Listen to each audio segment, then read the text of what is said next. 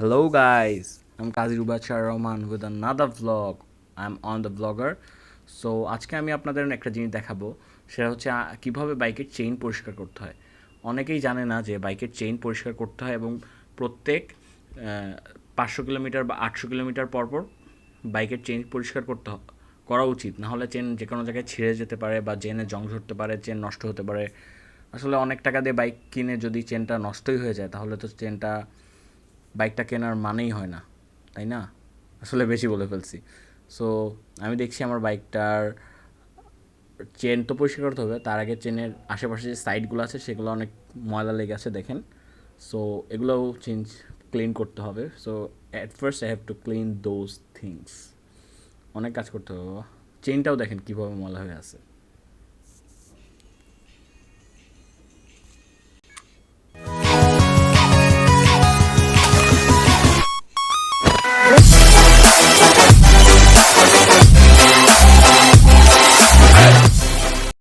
So at first আমি কিছু জিনিস নিয়েছি। এটা হচ্ছে একটা ময়লা ন্যাকড়া, যেটা দিয়ে আমি চেইন পরিষ্কার করবো, পরিষ্কার ন্যাকড়া আর কি। Then kerosene, it's cheap, and Motul chain lube. I have to use a clean ন্যাকড়া too. So hope what's going on, Motul chain lube is great. Okay, so at first আমরা যেটা করব, কেরোসিন তেলের যে স্প্রেটা আছে সেই স্প্রেটা চেনের ভিতর দিব। দেখেন কিভাবে আমি দিচ্ছি। দেন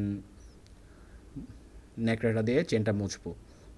ভালো মতো মুছতে হবে যাতে চেনের সাথে যে ময়লাগুলো আছে সেগুলো উঠে যায়। আমরা জাস্ট স্প্রে করব এবং মুছবো, স্প্রে করবো এবং মুছবো, এতে চেনে যত ময়লা আছে সব ময়লাই উঠে যাবে। সো এটা আপনাদের জন্য অনেক হেল্পফুল হবে।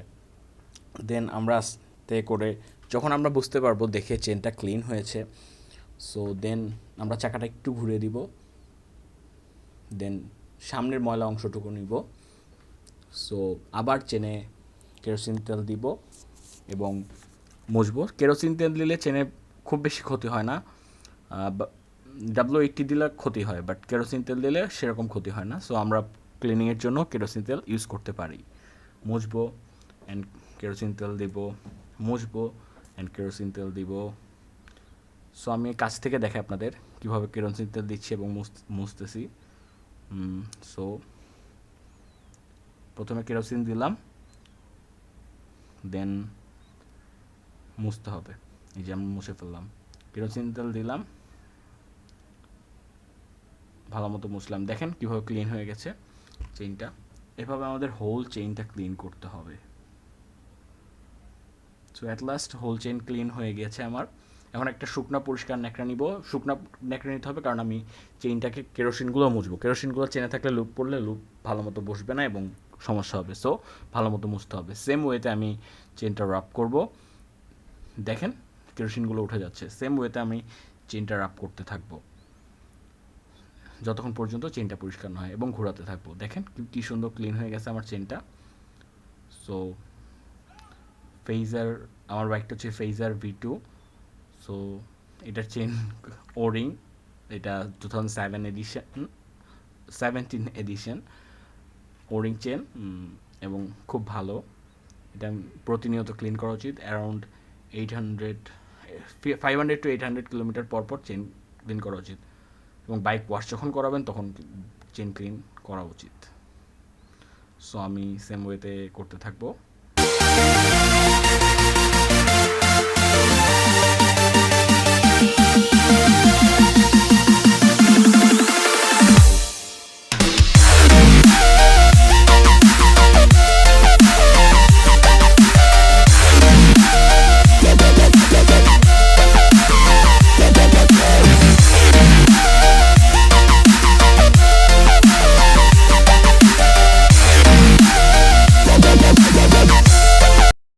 আমার চেন ক্লিন হয়ে গেছে। আমি এখন এটাকে লুপ করব এবং ভালো মতো লুপ করতে হবে এটাকে।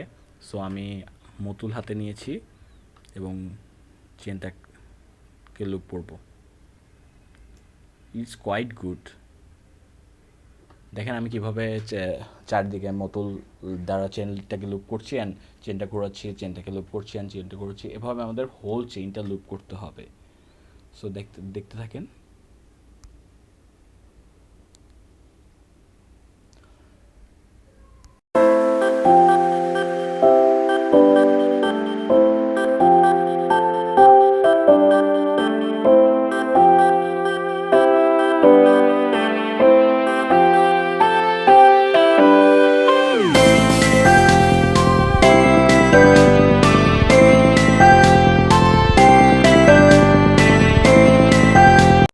At last my chain has been looped.